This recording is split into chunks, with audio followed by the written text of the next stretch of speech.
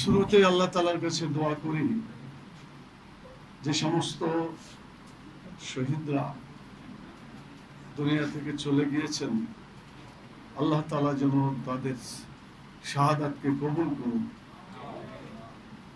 এবং যারা আহত বিভিন্ন পর্যায়ে রয়ে গেছেন, আল্লাহ তাআলা তাদেরকে যেন সুস্থ করে আবার ইসলামী আন্দোলনের বিজয়ের এই কাজে ঝাঁপিয়ে পড়ার তৌফিক দান করুন।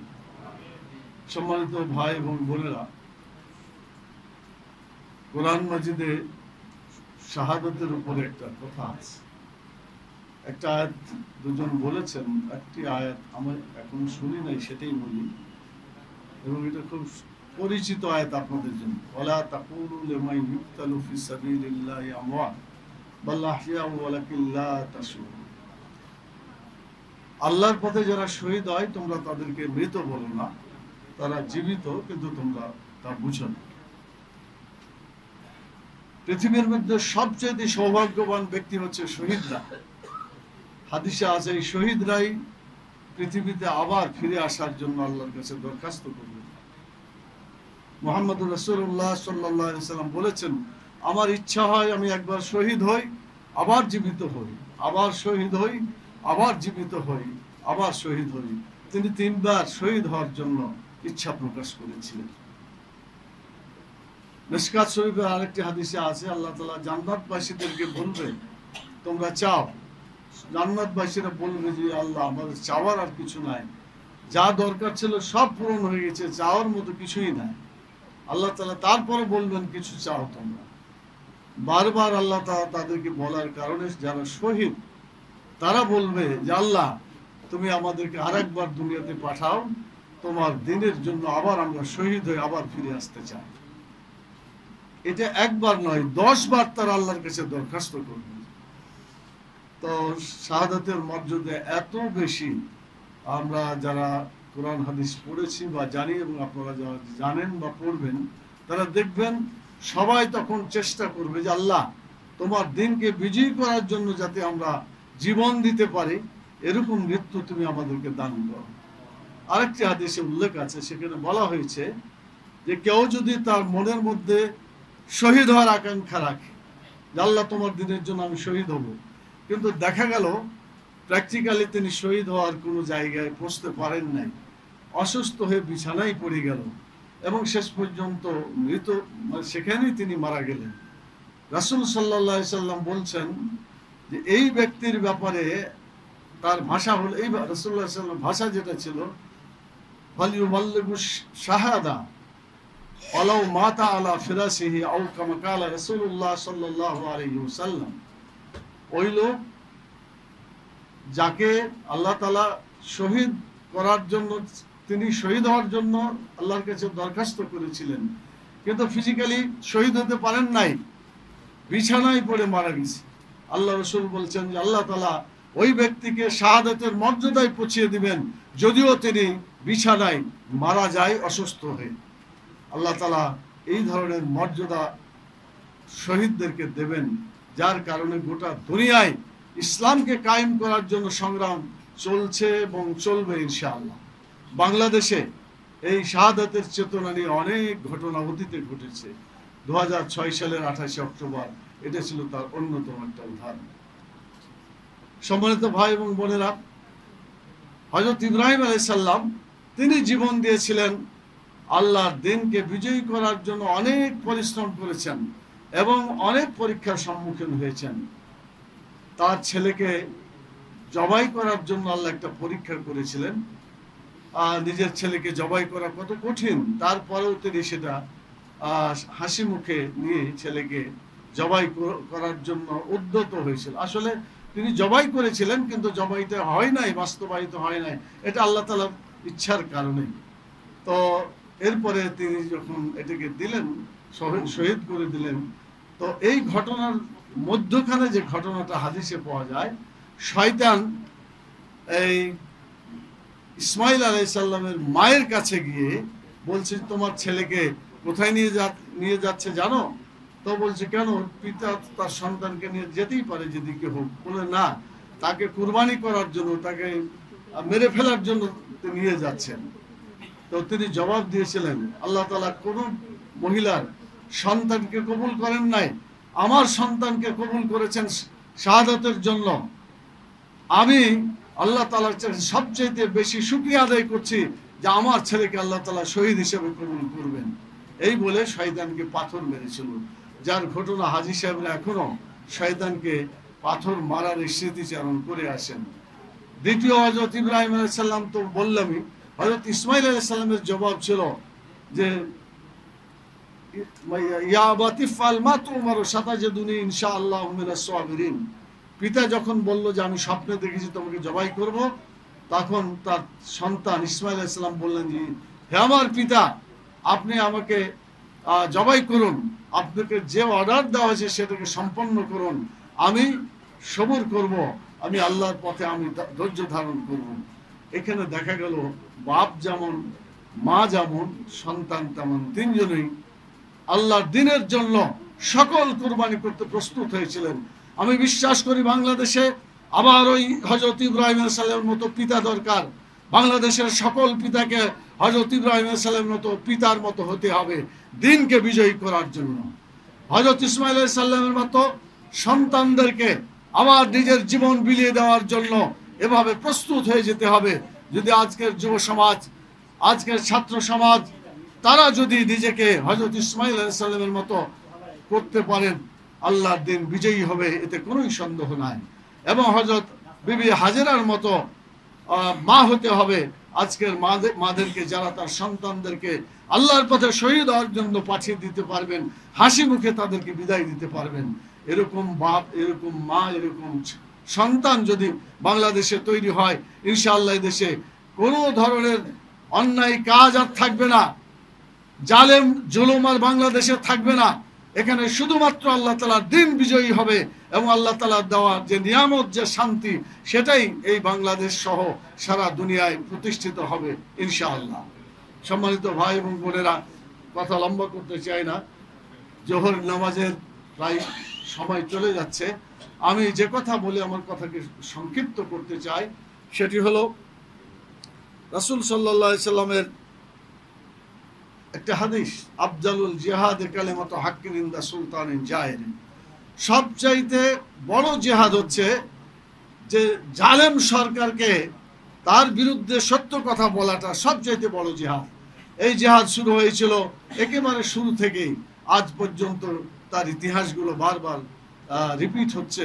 আমি মনে করি 2006 সালের যে 28শে অক্টোবর, এটাও সেই ইতিহাসেরই একটা পুনরাবৃত্তি।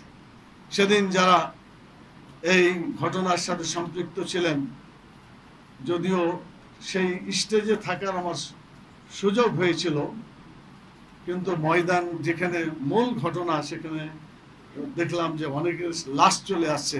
আমি স্টেজেই ছিলাম। আমাকে একটা জিনিস খুব অভিভূত করলো, বোমা হচ্ছে, গুলি হচ্ছে, বৃষ্টির মতো বিভিন্ন দিক থেকে তাদের আঘাতগুলা চলে আসছে, কিন্তু আমাদের মাওলানা মতিউর রহমান নিজামী রাহিমাহুল্লাহ, যিনি বাংলাদেশ জামাত ইসলামী তখন আমির ছিলেন, তিনি মনে হলো একেবারে পাহাড়ের মতো স্থির থেকে অবিচল ভাবে তিনি বক্তব্য দিয়ে যাচ্ছেন। ইতিহাসের সবচাইতে শ্রেষ্ঠ বক্তৃতা আমি সেদিনকে দেখেছি মাওলানা মতিউর রহমান নিজামী রাহিমাহুল্লাহ মুখ থেকে। আমি দোয়া করি আল্লাহ তাআলা ওই সমস্ত শহীদদেরকে কবুল করুন এবং জান্নাতের মেহমানখানায় তাদেরকে আল্লাহ তাআলা থাকার তৌফিক দান করুন। এবং আমরা যারা এখনো বেঁচে আছি, তাই সেই চেতনাগুলো নিয়ে আবার বাংলাদেশের দিন কায়েমের মাধ্যমে আমরা ইনশাআল্লাহ এগিয়ে যাব এবং আমাদের জীবন আল্লাহ তাআলা যদি আমাদেরকে কবুল করেন, আমাদের নিয়ত আছে শহীদ হওয়ার জন্য। শহীদ হওয়ার নিয়ত আমাদের সকলেই করা উচিত। এই জন্য যদি আল্লাহ শহীদ হিসেবে কবুল করেন আলহামদুলিল্লাহ, শহীদ হিসেবে যদি কবুল নাও হয়, নিয়তের কারণে আমরা সকলেই শাহাদাতের মর্যাদা লাভ করতে পারবো। এজন্য আল্লাহর কাছে দোয়া করি, আল্লাহ তাআলা তুমি আমাদের সবাইকে শাহাদাতের মর্যাদা দান করুন। সম্মানিত ভাই এবং বোনেরা, আরেকটি কথা বলতে চাই, 2006 সালে 28 অক্টোবর যে ঘটনা ঘটছে, আর 2024-এর 5ই আগস্টে যে ঘটনা ঘটলো, আমি বিশ্বাস করি অতীতের এই সমস্ত রক্তদানগুলা, তাদের সেই ত্যাগ এবং কুরবানির বিনিময়ে লক্ষ লক্ষ ছাত্র জনতা, পুরুষ মহিলা, শিক্ষক শ্রমিক, তারা জীবন দিয়ে যে 5ই আগস্টের যে বিপ্লব সাধিত করলো, আমি বিশ্বাস করি ওই অতীতের রক্তের মর্যাদার বিনিময়ে, সম্মানের বিনিময়ে এবং আল্লাহ তাআলা তাদের ত্যাগের কারণে এই 2024 সালের 5ই আগস্টের যে পরিবর্তন, আল্লাহ তাআলা সেটা পরিবর্তন করার তৌফিক দান করেছেন, যার ফলে জালেম পালাতে বাধ্য হয়েছে। ইনশাআল্লাহ আগামী দিনে এরকম জুলুম যদি কেউ করতে চায় তাহলে তাদেরকে একই পরিণত বরণ করতে হবে। অনেকে এখন বিভিন্ন ধরনের আস্ফালন করছে, জামাত ইসলামকে নিষিদ্ধ করতে হবে, অমুককে এটা করতে হবে, ইত্যাদি ইত্যাদি বিভিন্ন ধরনের কথাবার্তা বলছে। আমরা বলতে চাই জামাত ইসলামী বাংলাদেশ জামাত ইসলামী এবং ইসলামী ছাত্র শিবির ভয়ভীতির কোনো সংগঠন এটা নয়, বরং জামাত ইসলামী ইসলামী ছাত্র শিবির যারা বলে ভয় কি জিনিস তাদের মধ্যে নাই এবং থাকবে না ইনশাআল্লাহ। আমরা আগামী দিনে এই দেশে কোরআন এবং সুন্নাহ অনুযায়ী যাতে গড়ে তুলতে পারে সেই আন্দোলন আমাদের করতে হবে। আগামীতে যে নির্বাচন আছে, প্রধান উপদেষ্টাকে বলতে চাই আমাদের যে 5 দফা দাবি, প্রপোর্শনাল মানে আরপিও এবং পরবর্তী তার আগে যেটা ছিল পিআর, প্রপোর্শনালিটি যেটা রিপ্রেজেন্টেশন, এই পিআর যেটা হয়েছে এটা দুটা কারণে খুব দরকার। একটা হলো টাকা পয়সা দিয়ে যে ধরনের ইলেকশন করা হয় এবং মারামারি করে ইলেকশন হয়, যদি প্রপোর্শনেট রিপ্রেজেন্টেশন এই পিআর যদি চালু হয় তাহলে এই ধরনের কোনো টাকা পয়সা এবং গুন্ডামি এই সেসব ইলেকশনে করার কোনো সুযোগ থাকবে না। ইলেকশন সুন্দরভাবে পরিচালিত হবে বলে আমরা বিশ্বাস করি। সেই জন্য বাংলাদেশের ইলেকশন এই ধারার মধ্য দিয়ে, পিআরের মধ্য দিয়ে যাতে প্রতিষ্ঠিত হয়, এটার জন্য আমরা বর্তমান সরকারকে বলেছি যদি কেউ বিরোধিতা করে তাহলে দরকার হলে জনগণের মতামত নিয়ে গণভোটের ব্যবস্থা করতে হবে। আর গণভোট কারা ভয় করে? যারা মানুষকে ভয় করে, যারা মানুষের মতামতকে ভয় করে, তারাই গণভোটকে বাধা দিতে পারে। সেই জন্য আমরা বলতে চাই গণভোটের মাধ্যমে এটার সমাধান হয়েই তারপরে নির্বাচন হওয়া উচিত।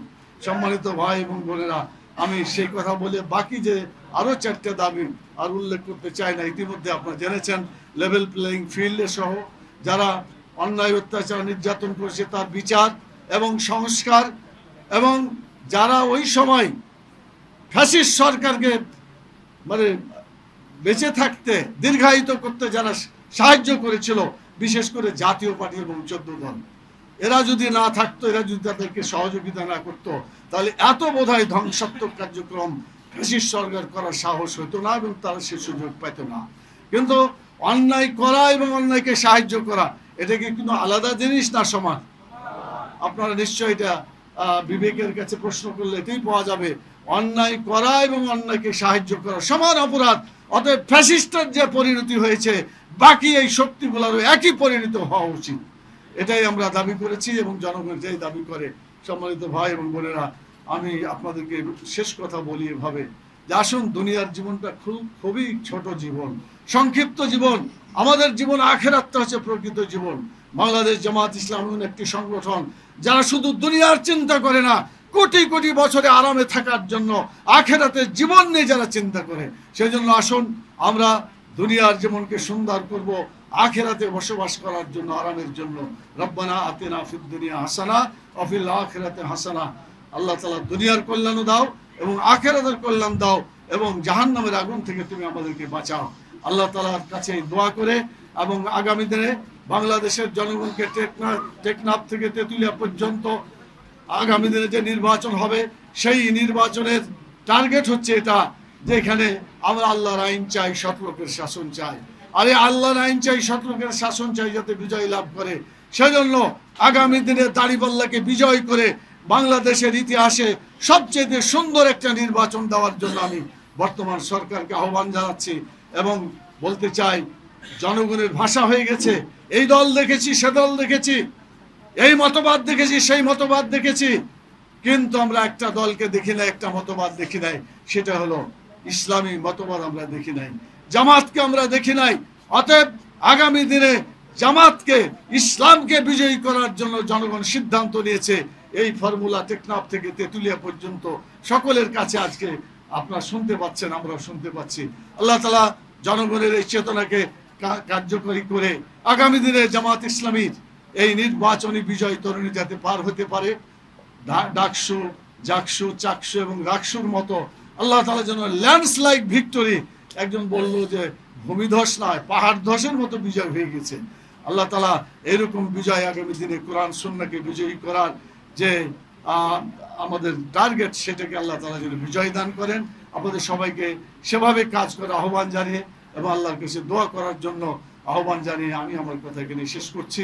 আল্লাহ তাআলা শেষ পর্যন্ত যাতে আমাদেরকে দুনিয়া এবং আখিরাতের কল্যাণের মাধ্যমে দুনিয়া থেকে বিদায় হওয়ার তৌফিক আল্লাহ তাআলা দান করেন। এই কথা বলে ঢাকা মহানগরী দক্ষিণকে এরকম সুন্দর একটা আয়োজন করার জন্য ধন্যবাদ জানিয়ে আমি আমার কথা এখানে শেষ করছি। ওমা তৌফিক ইল্লা বিল্লাহ, সুবহানাকা আল্লাহুম্মা ওয়া বিহামদিকা, আশহাদু আল্লা ইলাহা ইল্লা আনতা, আস্তাগফিরুকা ওয়া আতুবু ইলাইকা। আসসালামু আলাইকুম ওয়া রাহমাতুল্লাহি ওয়া বারাকাতুহু।